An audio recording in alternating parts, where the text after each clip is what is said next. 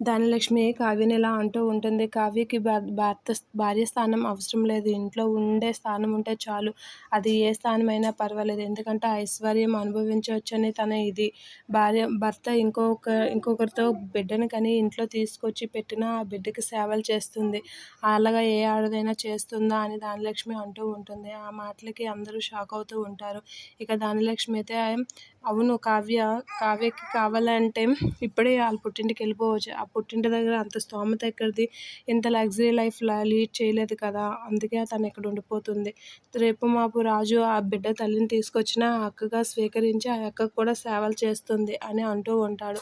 అలాగా కావ్యని నానా మాటలు ధనలక్ష్మి రుద్రాని అంటూ ఉంటే రాజు ఒక్కసారిగా స్టాప్ ఇట్ పిన్ని, ఏం మాట్లాడుతున్నారు? తప్పు చేసింది నేను. నన్ను మనిషి కావ్య అని అంటారేంటి? కావ్య ఏ తప్పు చేయలేదు. తను